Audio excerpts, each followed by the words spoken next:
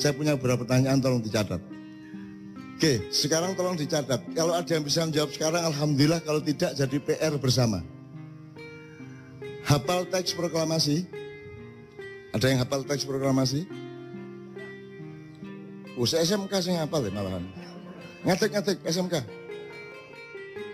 Hal-hal yang mengenai pemindahan kekuasaan dan lain-lain diselenggarakan dalam cara sesama dan tempo yang sesingkat-singkatnya. Oke, wis gak apa-apa wong kancane durung proklamasi ya, gitu. Pertanyaan saya sederhana. Apa yang dipindahkan itu apa? Apa yang dipindahkan kan pemindahan kekuasaan. Maksudnya kekuasaan itu apa? Keuangan, otoritas kenegaraan, kedaulatan, emas. Seluruhnya. Seluruhnya. Oke. Seluruhnya itu apa ya? Jajal sebutan. Telu aja, telu. Kedaulatan. Ya. Kekayaan. Kekayaan itu apa aja? Aset bangsa, kebudayaan, semuanya yang ada di Indonesia.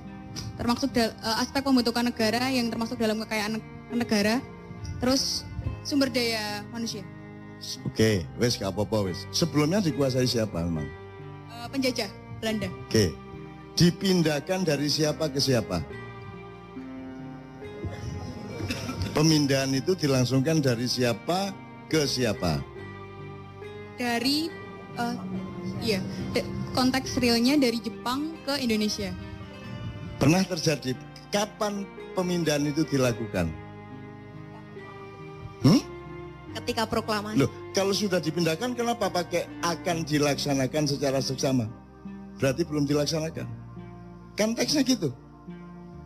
Betul nggak? Teksnya akan dilaksanakan secara seksama dalam tempo sesingkatnya sehingga ketika proklamasi belum terjadi. Kapan pemindahan itu terjadi? Kapan itu terjadi? Sopo nang sopo? Nggak harus dia bisa jawab sekarang. Itu takono presidenmu saiki yo gak iso jawab. Tenang aja. Gak masalah. Aku mek ngelingno kon niku duwe PR serius. Gak iso Indonesia bangkit nek kon gak ngerti bayimu iku ya apa. Ngono ya. Tak baleni. Dari siapa ke siapa tadi ada yang bilang? Dari Jepang ke Indonesia. Pernah terjadi? Pernah terjadi ini? Pernah terjadi? Serah terima pemindahan itu? Saya belum lahir, tak? Lah. Anek jawabannya ngono. Iya, tadi kon kok sholat ping 5. Engko jawabannya ngono meneh kon gurung lahir ayo. Mbah Nun. Engko ya. Mbah Nun nun sewu. Kula nderek tukar pikiran nggih. Iya. Terus ketika Jepang datang ke Indonesia, Jepang menjanjikan akan membantu proses kemerdekaan Indonesia dari Belanda. Sebenarnya yang mau dipindahkan kedaulatan itu dari Belanda ke Indonesia. Jepang itu janjinya mau membantu. Makanya dibikin BPU PKI, Badan Persiapan dan seterusnya. BPU PKI pada saat itu dia belum bikin secara detail negara ini kayak apa. Sing dibikin BPU PKI filsafat kemerdekaan. Sing dimaksud merdeka itu ya apa. Sehingga akhirnya tersusunlah proklamasi. Belum mikir undang-undang, belum mikir dasar negara, belum mikir struktur kabinet. Sing dipikir waktu itu BPUKI filsafat merdeka. Merdeka itu ya apa. Lah, setelah proklamasi Pak Karno matur tenggene teksin niku mau hal-hal di proses secepatnya dengan seksama. Hal-hal yang dimaksud itu banyak sekali. Bahkan sampai hari ini belum terselesaikan. Jadi setelah Jepang selesai itu kan Jepang kena bom. Jepang wis putus asa katanya ninggalin Indonesia. Itu variabel. Maksud saya kamu tuh menjawab A dulu baru B. Ojo langsung kok ringkes kabeh. Jadi itu kedaden taga pemindahan itu. Pemindahan pemerintahan kedaden. Kapan? Terus di sidang PBB kan akhirnya Indonesia kedaulatannya diakui. Ya, tapi pemindahannya dari siapa ke siapa? Dari Belanda. Apakah Belanda pernah mengakui bahwa dia menjajah Indonesia? Belanda nggak mau mengakui, di Lah ya. PBB Belanda nggak Jadi- mau mengakui. Jadi ada terjadi pemindahan tagak kayak kon nyerano motor nang koncomu ngono lho. Ono tagak. Terjadi apa tidak? Secara teknis tidak, Lah ya, tapi terus secara apa? secara pengakuan internasional mengakui Indonesia merdeka. Ya. Aslinya Belanda dhewe iki ya gak rela. Terus gaya apa tek iku, Man? Gawe tek iku pertama menumbuhkan filsafat kemerdekaan ben rakyat iku percaya Indonesia wis merdeka rek. Saiki Indonesia merdeka. Oke. Ngono. Oke, begitu dengan ini saya menyatakan ya, Nggih. wis merdeka ta iku? Menurut pernyataan Pak Karno Wis merdeka. merdeka. Terus ono PR untuk memindahkan. Nggih. Nah, apa nih PR iku? Apa PR iku? Bukan kedaulatan, wis diproklamasikan kok ono PR, kok ono. Wis soal kedaulatan yang NKRI sudah beres dengan alinea pertama. PR yang belum selesai pada saat itu soal perusahaan-perusahaan Belanda, soal wilayah Ya, oke. negara Indonesia. Ya, Dan terakhir yang dipermasalahkan Belanda, utang-utangnya Belanda kon nyauri Indonesia. saiki sudah dilaksanakan belum pemindahan itu? Secara teknis Belanda belum.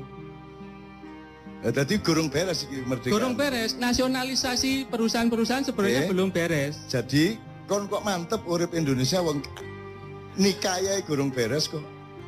Wong iki apa akad nikahe gurung beres kok. Kok semua duwe anak sauno kae iku lho. Itu yang saya maksud itu ada yang belum beres sejak awal berdirinya NKRI. Kontroversi pendapatnya monggo ndak ada masalah ya, tapi ada yang belum beres dengan pemindahan kekuasaan. Nanti salah satunya tercermin pada pertanyaan berikutnya. Jadi ya, jadi ndak pernah terjadi toh itu. Nggak pernah terjadi. Aya wis. Dadi kon ojo meneh GBHN, ojo meneh Pancasila, ojo meneh aturan-aturan. Wong proklamasi lho gurung dilaksanakno. Ya tak gak? Nggih. Proklamasi lho gurung beres. Presidenmu kate 30 meneh.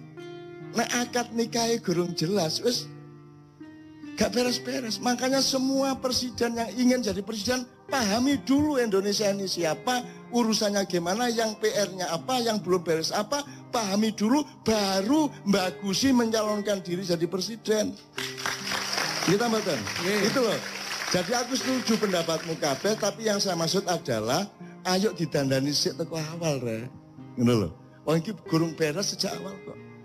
Ya oke. Misalnya pada pernyataan berikutnya nanti Anda benar-benar dicatat aja berikutnya. Ini tak pencoloti supaya nyambung dengan Anda. Siapakah pemilik sah tanah air? Tanah dan air Indonesia beserta isi dan kekayaannya sebelum 17 Agustus 45 dan sesudahnya. Siapa yang punya? Hakikatnya Indonesia yang punya Gusti Allah. Hakikatnya. Iya. Wassalamualaikum warahmatullahi wabarakatuh. Secara zahir sebelum kemerdekaan Indonesia dikapling sama Belanda. Berikutnya Jepang. Loh, Secara zahir, secara batin Indonesia iki melike Gusti Allah, ngadewe iki gelandangan gak duwe apa-apa asine nang Loh. kene. Jadi secara sepihak ini mengklaim loh miliknya dia. tanda bahwa kita betul-betul belum mengerti Indonesia. Sing jenenge milik itu kan saiki kan IMB, apa jenenge sertifikat. Ya, Oke. itu berlaku setelah kemerdekaan. Ada undang-undang tanah yang baru. Jelas Oke. ya? Sadurunge kemerdekaan iku dek sapa lemah. Iku misale saiki sing ndek Jogja wis sing digawe stasiun kereta. Ya. Iki tanahe keraton. Nah, tanah keraton. Sing saiki sing tanah sak Indonesia iki dek sapa? Tanah sak Indonesia Ojo ngomong Gusti Allah loh. pada zaman Mojopahit ya secara kepemilikan milik kerajaan Mojopahit. Waktu Dengan rakyatnya ya oke. Maka sebelum 45, sebelum 1745 dek sapa? Aku mek ngomong iku. sebelum 45 Belanda mengklaim itu adalah wilayahnya. Kapan? Mana buktinya Belanda mengklaim? Karena Indonesia tuh waktu itu Enggak ada faktanya Belanda ngeklaim. Oh. Nggak ada. Belanda tidak pernah menjajah Indonesia menurut Belanda. Belanda itu datang sebagai pemborong, kontraktor. Dia kontraktor datang ke sultan atau raja, tergantung tempatnya. Pak, saya bikinkan jembatan. Pak, saya bikinkan jalan. Saya bisa bikinkan pertanian. Pembagian pendapatannya segini sama segini. Jadi mengontrak dia menurut mereka. Mereka tidak pernah menjajah kita. Gitu loh. Nah, miliknya siapa? Kontrak itu dengan siapa? Kontrak dengan sultan-sultan, raja-raja. Nah, jadi siapa yang memiliki tanah air sebelum kemerdekaan? Sebelum kemerdekaan para raja dan para sultan. Ah, ngono lho, Kitmang sintak ngenteni iku dae sultan. Oke? Nggih. Sak Indonesia iki dae sultan dan raja-raja, jumlahnya kira-kira pira sultan dan raja? Mboten paham kula jumlahnya. Loh, berarti gak jelas iki. Loh, wong kon iki saiki tanah sak meter iso paten-paten karo tanggamu kok. Nggih. Ya ta gak? Apa meneh tanah sak dari Sabang sampai Merauke gak jelas urusane. Terus kon gawe Indonesia kok ini kok iya padahal gak jelas urusane. Itu loh yang saya maksud. Oke? Jadi tanah itu milik raja dan sultan. Oke? Yes, dit. Terus merdeka. Terus tak sapa mari merdeka? Negara Republik. Milik negara. Milik negara. Upama kon raja gelem tak gak kon? Nggih, kula nyuwun perjanjian tertulis. Ono tak gak perjanjiane? Ndak ada. Ah. Iki lho. Nggih. Jadi gelem ta kon duwe lemah sak pulau misalnya Ternate, Tidore, sak pulau iku wekmu. Terus moro-moro Indonesia merdeka. Terus moro-moro duduk tekmu. Gelem ta sultan? Moro-moro duduk dhek-dheke. Gelem ta? Nggih, ndak mau. Nah ya. Harus ada perjanjian. Nah, terus ada ndak perjanjiannya? Faktanya ndak ada. Ndak ada. Berarti beres ndak masalah Indonesia ini? Beres ndak? Belum beres. Jadi halal ndak Indonesia ini? Aku mek kepengin ngandani kon gak iso mberesi masalah iki, ganti presidene dukno teko langit sapi itu padha ae. Nek kon gak iso mberesi masalah iku mulane aku yang dipindahkan apa saja, yang berupa dolar berapa, yang berupa emas berapa ribu ton. Ya, yang berupa tanah berapa, yang berupa tambang berapa, perjanjiannya gimana. Setelah tanah sebelumnya milik sultan dan raja tiba-tiba menjadi milik negara, mosok gelem harus ada transformasi land reform. Betul enggak? Ada enggak? Land reform pada waktu itu nggak menyangkut perjanjian antara raja penguasa wilayah dengan presiden. Kok tidak? Lah Saya kok juga gelem? nggak paham, saya belum lahir waktu itu. Loh, Jadi aku ngene wae, upama kon dadi sultane, dadi rajane gelem tak gak? ya kula mboten purun, saya nggak mau. Terus rumangsamu 164 sultan raja ki gelem ngono. Ya nggak mau. Lah ndak mau. Kalau saya jadi rajanya ya nggak mau. Lah iya. Harus ada perjanjian. Menurut sampean raja-raja Nusantara gelem tak gak? Nggak mau asline. Ah, aslinya ndak mau. Ya contohnya konflik-konflik yang muncul. Makanya terus ngene lho, Dik. Yang kita ini nyari bersama, duduk aku berdebat karo kon. Oh, Kita mencari bersama. Golek api. Menurut kon, nek kon sing dadi sultan, moro-moro Indonesia merdeka, terus semua milikmu jadi milik negara. Lilo tagak kon. Mboten rela. Boten. Kan jadi harus ada perundingan iki ya apa transformasi hak tanahnya bagaimana kan gitu. Nggih. Ada ndak? Nggak ada. Ndak ada. Berarti halal ndak ini sekarang? Saya bukan MUI yang memutuskan halal haram. Saya nggak berani jawab. Ngene lho, kon iku nek kate nang doli gak usah nang MUI sik. Kon langsung ro nek nang doli ku haram ngono lho. Mosok halal haram ngenteni MUI. Begitu tidak sah, tidak logis ya. Curang berarti tidak hal ngono kok dadak MUI sih kon. Nggih, hakikatnya kalau kedua pihak ada sesuatu dan satu pihak merasa tidak terima, berarti itu nggak halal. Hakikatnya begitu. Makanya sekarang diatur ada nggak undang-undang konstitusi yang mengatur peralihan dari haknya sultan dan raja-raja seluruh Nusantara ini kemudian menjadi milik negara. Nggak ada. Nggak ada toh. Nggak ada perjanjian itu. Dadi ki apa iki nyolong ta, ngeklaim ta, ngerampok ta? Ya, kono ojo melok sedih, ojo melok dikeserang wong kono gak melok apa-apa kowe gak salah kok. Loh, saya suka ikut sedih, Pak, saya pegawai negeri ya. Oke, tapi jelas ya faktanya ya. Jadi beres enggak masalah kelahiran tadi? Masalahnya enggak beres. Ya, beres toh? Beres. Oke, enggak beres. Jadi sejak awal kita itu belum beres. Oke ya? Oke, betul. Oke. Jadi soal pemilikan tanah, tambang semua sebenarnya kan juga tidak ada perjanjian yang jelas. Tidak diatur secara kenegaraan. Saya kan roh, atine rojo-rojo saiki ya apa kira-kira kan gitu? Atine rojo-rojo karepe ku bikin daerah istimewa. Dengan perjanjian-perjanjian baru, mbuh disahno DPR, MPR, Presiden, bikin daerah istimewa. Terus apa kok mek Jogja tok? Sebenarnya raja lain juga sama. Di Aceh kan dulu-dulunya zaman Pak Harto kan ya sempat bergejolak minta istimewa. Apa kok mek loro? Karena yang lain nggak berani mungkin. Oh. Karena untuk dalam tanda kutip melawan kekuatan besar, kita harus punya support yang besar. Nah, raja-raja ini kan supportnya kecil. Oh, jadi untuk mendapatkan hak hidupnya itu harus berani gitu. Oh, ya nggih no, Pak. Oh, berani melawan? Berani melawan penguasa. Penguasa mana? Sing rumangsa menguasai wilayah Indonesia. Berarti penguasa ini penjajah ya, sehingga raja-raja pada takut. Secara psikologis aslinya jajah rojo-rojo. Secara zahir ketoke mengajak saiki jajah taga. Aslinya menjajah. Sip.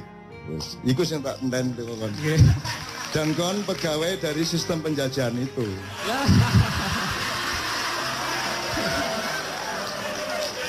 Saya nggak nyalain siapa-siapa, aku mek kepingin awakmu rek nek kate dadi pemimpin, iki PR loh ya, iki temenan loh iki. Meskipun mungkin gak iso jawab temenan ya gak masalah, tapi ojo dianggap gak ono. Ojo wong loro ati terus anggap gak loro hati. Ada PR-PR besar. Ya tak terusin ya supaya lengkap, pertanyaannya 2 lagi paling. Tadi pemilik sah tanah air Indonesia sebelum dan sudah kemerdekaan. Sekarang nomor 3. Apa muatan substansial UUD baik 45 maupun 2002 amandemen ya tentang pemilahan antara negara dan pemerintah? Nah, terus ngeten, aslinya pemerintah niku karyawan ini negara aslinya pemerintah niku. Karyawan. Nggih, terus karyawan pemerintah apa karyawan negara? Pemerintah niku kan ngeten, paribasane negara niku rumah tangga. Nggih, sapa kepala rumah tangga nih? Bapake. Lha sapa? Oh, yang pemilik rumahnya. Saya nih ngomong Indonesia. Oh, Indonesia ini punya rumah tangga. Indonesia secara hakikatnya belum punya kepala negara. Kenapa tidak punya? Mergo di Undang-Undang Dasar itu sebenarnya rancu antara negara dan pemerintahan. Rancu. Berarti undang-undangmu itu bener tak gak? Aku mek kepingin ngomong apa anane. Undang-undang dasarmu mengatakan bahwa presiden adalah kepala negara. Padahal yang kita butuhkan ada kepala negara dan ada kepala pemerintahan. ASN itu aparat sipil negara, bukan aparat sipil pemerintah.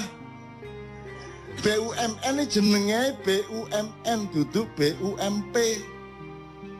Tapi BUMN taat kepada pemerintah, bener enggak? Secara negara kok taat nang pemerintah, pemerintah taat nang negara. Jadi negara iki kualik tak gak ndase karo sikile. Kalau isin nglakoni asli ya kualik. Lah iya.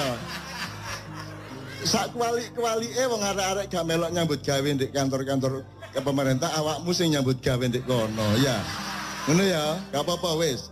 Jadi Anda sendiri sebenarnya tidak setuju kepada undang-undang itu. Betul enggak? Nggih, dados ngeten, asline kula sejak mahasiswa mbiyen nggih mboten setuju. Wis. Saking garise nasib kok moro-moro dadi ngono lho. Jadi sekarang Anda punya pendapat sebagai intelektual, nek barang itu jelas salah dan menciptakan bencana-bencana politik, kira-kira perlu dirubah tak gak? Jadi salah satu PR Anda adalah membenahi kembali dasar konstitusi, filosofi, sistem kita bernegara. Memang sejak awal kita ini celaka karena Tidak ada pemilihan antara negara dan pemerintah. Akhirnya karyawan di kantor kabupaten taat kepada bupati. Padahal karyawan atau ASN atau PNS dulu di kantor kabupaten itu adalah aparatnya negara yang digaji permanen dari dia masuk sampai pensiun. Jadi dia sepanjang hidupnya. Sementara bupati, presiden outsourcing. Dia cuma disewa 5 tahun. Jadi orang yang jadi ASN sepanjang hidup sampai hari pensiun itu tidak pada posisi untuk taat kepada outsourcing. Betul enggak? Ya, oke. Terakhir. Ini soal sejarah. Apakah berdirinya dan pelaksanaan NKRI merupakan kontinuasi dari bentuk pemerintahan dan kekuasaan sebelumnya, abad-abad sebelumnya, entah apapun bentuknya, ataukah merupakan adopsi dari luar Indonesia? Jadi Anda sebenarnya bukan orang Indonesia dengan negara Indonesia ini. Anda adalah orang Eropa, orang Amerika, tambah orang Arab, tambah orang Cina, bernama Indonesia, label mutoae Indonesia, tapi janjane sing kok lakoni ku Eropa, Amerika, Israel, Cina dan Arab. Gelem kon dadi wong kaya ngono iku. Jadi ada budaya atau sejarah kontinuasi, ada sejarah adopsi. Kita ini sekarang adopsi, mulane biyen sapa jenenge Jayabaya mengatakan wong Jawa kari separo, Cina Londo kari sak jodoh. Kita salah paham selama berabad-abad. Rumasane ono welut perang terus wong Jawa jumlahe kari separo, gak. Jawamu iku separo-separo saiki. Jawamu iku separo-separo, gak Jawa temenan. Mergo kon wis gak gelem nerusno Jawamu. Gitu loh. Cina Londo malah dadi sak jodoh, kerjasama. Itu namanya Cina Londo kari sak jodoh. Tapi itu interpretasi saya, ojo percaya aku, lawang aku dudu wong kampus kan gitu kan. Nah aku wong akademisi ya saya bisa dipercaya. Saya ini kan hanya orang yang lewat ganggu-ganggu, soporo ganggu cek tangi kan gitu. Nek perkara gak tangi-tangi ya gak apa-apa, malah tak ilir-ilir cek tambah turunnya tambah angler kan gitu ya. Jadi pertanyaan terakhir tadi jelas, apakah yang kita lakukan dengan NKRI ini kontinuasi dari yang kemarin-kemarin ataukah merupakan adopsi? Jadi kita iki wis dudu Indonesia nek kaya ngene iki mek karen-karen tok Indonesia niku. Gitu. Jadi kita enggak meneruskan yang kemarin, kita mencari yang baru termasuk universitas, Pancasila, Trias Politika dan lain sebagainya. Nanti tolong pelajari nyun sewu ini ngiling noto ae sing sejarah ono sing arek belajar sejarah ndak?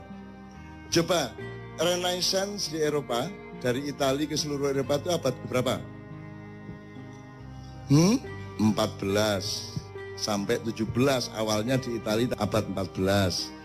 Sebelum abad 14 itu di Eropa namanya abad pertengahan, abad kegelapan dari abad 5 sampai 15 kira-kira ya. Nah, aku takon, ketika ada peralihan dari masa kegelapan Eropa menuju Renaissance itu di Indonesia terjadi apa? Belum pernah ada studi sejarah dan sosiologi mengenai ini. Akhirnya kita menjadi bukan orang Indonesia sekarang. Meskipun tetap nak wajiki saking apiye, saking tepake masih oke ini duduk Indonesia ya tetap metu Indonesia dididik gitu ya.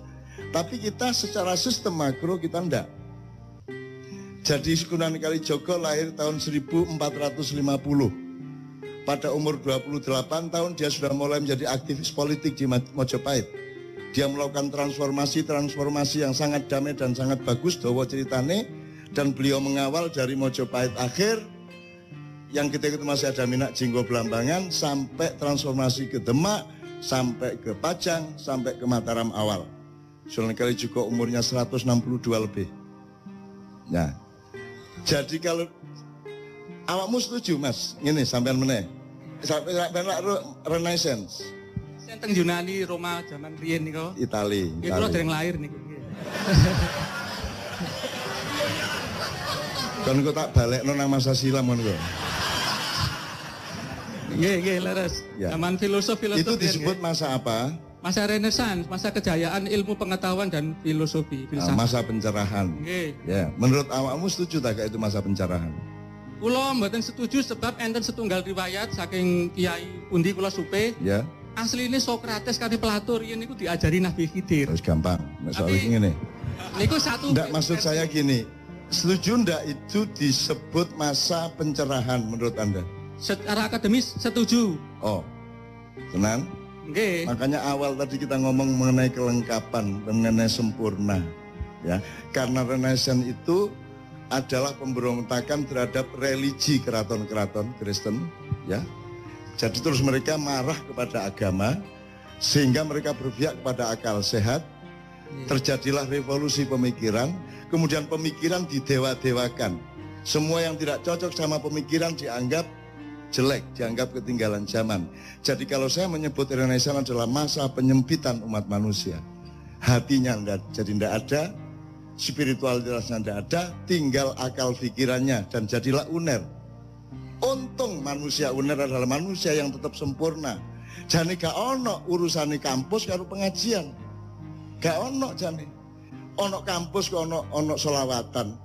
Universitas secara barat kok selawatan. Itu tidak kompatibel dengan sistem dan ideologi universitas. Tapi di Indonesia tidak bisa 100% berlaku karena rektornya religius, karena dekannya religius, karena mereka tetap manusia sempurna. Gitu loh, Dek. Jadi di timur terjadi penyempurnaan manusia oleh Sunan Kalijogo dan Wali Songo. Di Eropa terjadi penyempitan manusia. Dari manusia yang lengkap spiritual, mentalitas, semuanya menjadi hanya manusia intelektual, bahkan kemudian menjadi manusia akademis. Di sini disempurnakan, agamanya sama budayanya dikomprensikan, bahkan lengkapnya luar biasa. Sampai kebudayaan Jawa bagi saya itu umpama gano Islam wong Jawa wis mlebu swarga ngono aku. Nek kurang sembayange ngono to. Tapi nek peradapane wis saiki sampean delok. Nek tembang Jawa teko sinom nganti Megatruh Pujung itu lagune wong sing wis ndek swarga. Wis karek ngene ndek swarga.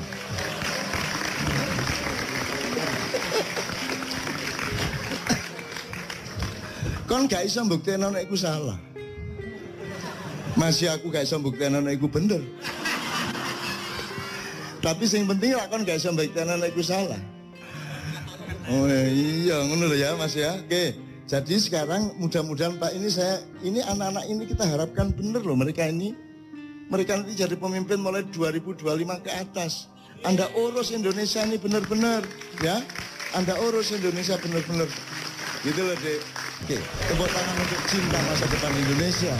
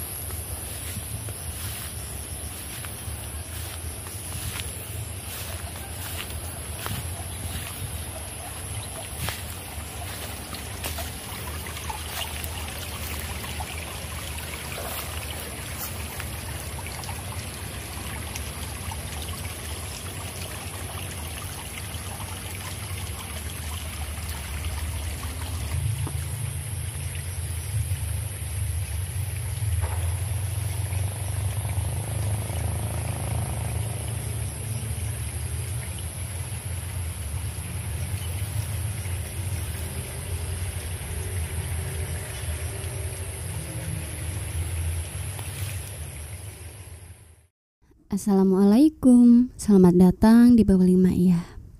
Berikut ini adalah kutipan video Sinau Bareng tahun 2018. Dan sebatas yang dapat kami tangkap, kurang lebih beginilah ulasan, rangkuman, atau pointernya. Jadi, di awal kutipan video Sinau Bareng kali ini, pertama-tama Mbah Nun bertanya beberapa pertanyaan untuk kemudian dijadikan pembelajaran bersama. Atau Mbah Nun menyebutnya dengan PR untuk kita bersama. Pointer yang pertama adalah Mbah Nun bertanya perihal proklamasi. Bunyi proklamasi adalah sebagai berikut. Hal-hal yang mengenai pemindahan kekuasaan dan lain-lain diselenggarakan dengan cara seksama dan dalam tempo yang sesingkat-singkatnya. Nah, pertanyaannya adalah apa yang dipindahkan ke siapa dan oleh siapa, dan sudah terlaksana apa belum pemindahan itu? Namanya juga Sinau Bareng, maka siapa saja boleh menjawab. Dan ada dari teman yang menjawab bahwa yang dipindahkan itu adalah kekuasaan, kekayaan. Mbah Nun kemudian bertanya, memang sebelumnya dikuasai siapa? Jamaah menjawab, Belanda. Mbah Nun kembali bertanya, apakah Belanda mengakui pernah menjajah Indonesia?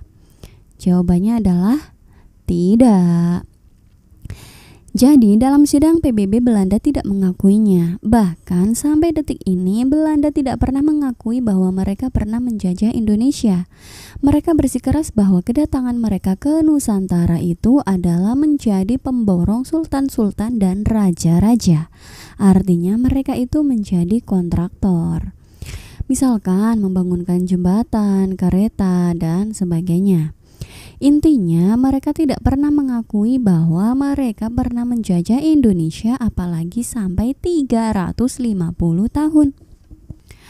Karena mereka hanya menjadi pemborong atau kontraktor saja. Itu versi mereka. Entah bagaimana bisa, namun nyatanya mereka dipercayai PBB. Karena kalau mereka terbukti menjajah, maka mereka sudah dikenakan denda dan disuruh mengembalikan harta rampasannya, alias sudah dihukum untuk membayar pampasan perang. Nyatanya sampai detik ini mereka tidak pernah diadili, didesak, dituduh, dan dituntut apapun. Jadi dari sekian jawaban jamaah, pada intinya adalah menurut Mbah Nun, proklamasi itu masih belum terlaksana. Mulai dari pemindahannya, dipindahkan dari siapa ke siapa juga belum jelas, dan apa yang dipindahkan pun masih abu-abu. Maka dari itu, Mbah Nun berpesan bahwa Anda nanti yang akan menjadi penerus bangsa ini, maka ketika Anda sudah mulai memimpin nanti, tolong ingat bahwa itu adalah PR yang serius untuk kita bersama. Pointer selanjutnya adalah pertanyaan kedua dari Mbah Nun. Dan pertanyaannya adalah, tanah dan air Indonesia beserta isi dan kekayaannya sebelum 17 Agustus 1945 dan sesudahnya dimiliki oleh siapa? Alias siapa yang punya? Pada pertanyaan ini, Mbah Nun banyak memancing jawabannya dengan memberikan banyak sekali contoh-contohnya. Misalkan di Jogja yang sekarang menjadi stasiun, menjadi UGM, dan seterusnya itu sebenarnya milik siapa? Jadi pada pertanyaan yang kedua dari Mbah Nun ini sebenarnya panjang diskusinya antara jamaah dan Mbah Nun. Namun titik temu kesimpulannya kurang lebih adalah bahwa sebelum 17 Agustus 1945 tanah, air, kekayaan alam dan segala macamnya itu dimiliki oleh sultan dan raja dari Sabang sampai Merauke yang jumlahnya adalah 164 sultan dan raja. Kemudian setelah 17 Agustus 1945 tiba-tiba lahir Republik Indonesia. Selanjutnya tiba-tiba dari ujung Sabang sampai Merauke berubah, tiba-tiba menjadi bukan lagi milik sultan-sultan dan raja-raja, alias tiba-tiba menjadi milik Republik Indonesia. Sampai di sini selanjutnya Mbah Nun bertanya begini. Kira-kira kalau misalnya kamu yang jadi salah satu sultan atau raja yang dulunya selama berabad-abad misalnya satu pulau itu milik kamu, terus tiba-tiba kamu tidak memiliki hak lagi sama sekali, kira-kira Anda setuju apa tidak? Jamaah menjawab bahwa kalau semisal dia, maka dia minimal akan meminta perjanjian tertulis, jadi harus ada transformasi linear form. Mbah Nun kembali bertanya, nah ada apa tidak perjanjian tertulis itu? Ada atau tidak linear formnya? Jamaah menjawab bahwa faktanya tidak ada. Jadi menurut Mbah Nun, bagaimana bisa itu terjadi? Bagaimana bisa tidak ada perjanjian secara tertulis? Uang kita saja hanya karena tanah 1 meter saja bisa bunuh-bunuhan antar tetangga. Nah ini tanah sebegitu luasnya dari Sabang sampai Merauke kok tidak ada perjanjiannya? Itu ngerampokkah, nyurikah, atau apa? Masa kamu misalnya yang memiliki tanah, tambang, dan segalanya dalam satu lokasi begitu tiba-tiba bukan hakmu lagi, bahkan tanpa ada perjanjian atau undang-undang yang mengaturnya. Selanjutnya, Mbah Nun kembali mengulangi pertanyaannya bahwa kira-kira sultan dan raja-raja yang jumlahnya 164 itu sebenarnya dalam lubuk hati mereka ikhlas, rela atau tidak? Jamaah pun menjawab, tidak. Nah, kalau tidak ikhlas, maka kira-kira halal apa tidak itu? Jamaah hanya bisa terdiam. Mbah Nun pun kembali bertanya begini. Jadi sebenarnya mereka menjajah sultan-sultan dan raja-raja atau bagaimana? Sampai di sini selanjutnya Mbah Nun pun mendiko bahwa itu semua tidak untuk dijawab.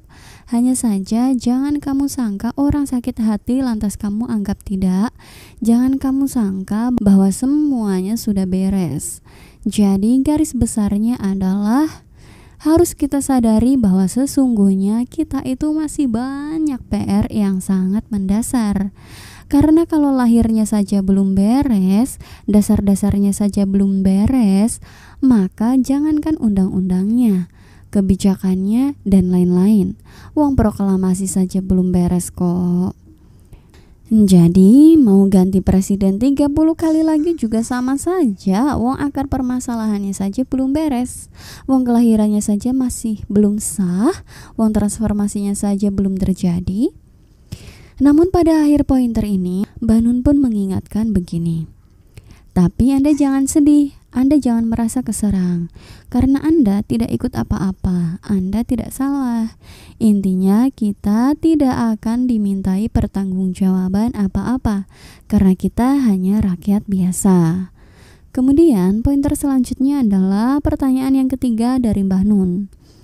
Apa muatan substansial Undang-Undang Dasar 45 maupun 2002 amandemen tentang pemilahan antara negara dan pemerintah? Jadi garis besar dari hasil sinau bareng mengenai pertanyaan ketiga dari Mbah Nun ini adalah undang-undang kita rancu karena tidak ada pemilahan antara kepala negara dengan kepala pemerintah.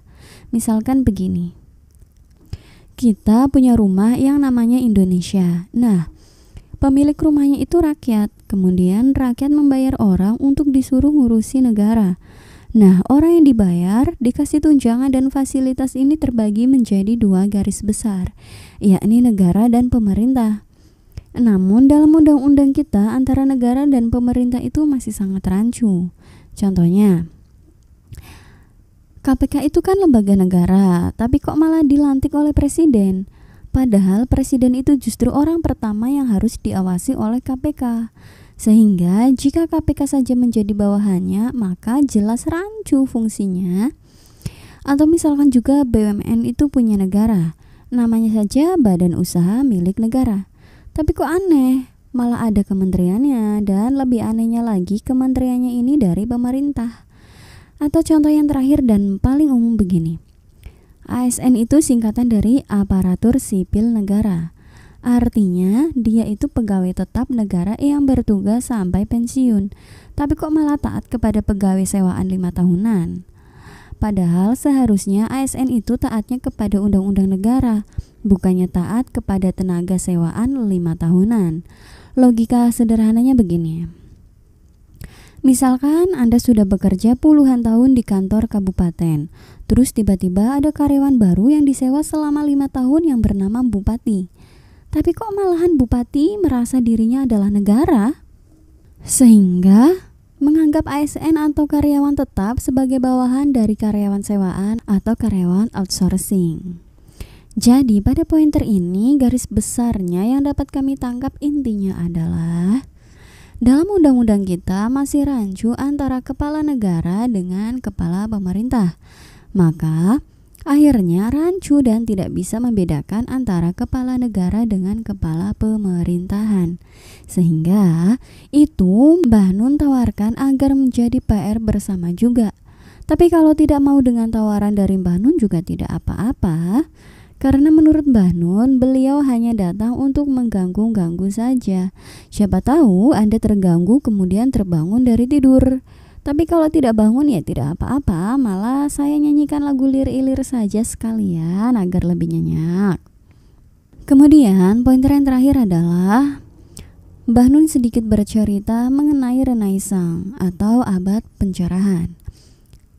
Dan poin-poinnya adalah Renaissance terjadi pertama kali di Eropa, lebih tepatnya awal kemunculannya adalah di Italia pada abad ke-14. Jadi intinya Renaissance adalah pola di mana intelektual atau akademis digaung-gaungkan. Sehingga yang awalnya orang barat berkiblat dan mengacu kepada gereja atau agama-agama, kemudian digeser dengan intelektualitas. Sehingga agama dianggap kuno dan gelap, sedangkan intelektualitas dianggap maju dan modern. Padahal menurut Mbah Nun, Renaissance sebenarnya adalah abad penggelapan, karena manusia menjadi hilang kemanusiaannya dan dibikin jauh dari agama. Bahkan apa saja yang tidak logis secara akademis dianggap salah. Pokoknya apa saja yang tidak dapat dijelaskan oleh metodologi akademis maka itu dianggap tidak sah. Selanjutnya, poin yang terakhir dari yang terakhir adalah Mbah Nun ngendiko begini. Jadi saat di barat atau belahan Eropa sedang terjadi Renaissance pada abad ke-14, saat itu di Indonesia sedang terjadi abad penyempurnaan manusia oleh Sunan Kalijaga. Dan menurut Mbah Nun, hal ini tidak ada satupun yang pernah mau meneliti. Kemudian pada akhir video, Mbah Nun juga berpesan begini. Kalian semua adalah anak-anak muda yang aku andalkan. Karena kalianlah penerus bangsa ini kelak, maka belajarlah sungguh-sungguh dan pahamilah permasalahan dan PR bangsa Indonesia. Selanjutnya, Mbah Nun mengakhiri dengan mengajak untuk bertepuk tangan kepada cinta masa depan Indonesia. Oke dulur-dulur, sampai di sini dulu ya ulasan atau pointernya. Sebenarnya masih ada begitu banyak hal yang dapat kita pelajari bersama dari kutipan Sinau Bareng pada video ini. Ulasan, pointer, atau rangkuman yang saya ungkapkan itu hanya sedikit gambaran saja. Dan semua yang saya ungkapkan itu bukanlah sebuah kebenaran. Hanya saja semoga dapat sedikit menambah referensi. Mohon maaf atas semua kelemahan sudut pandang saya. Matur suwun dan sehat selalu saudaraku. Wassalamualaikum.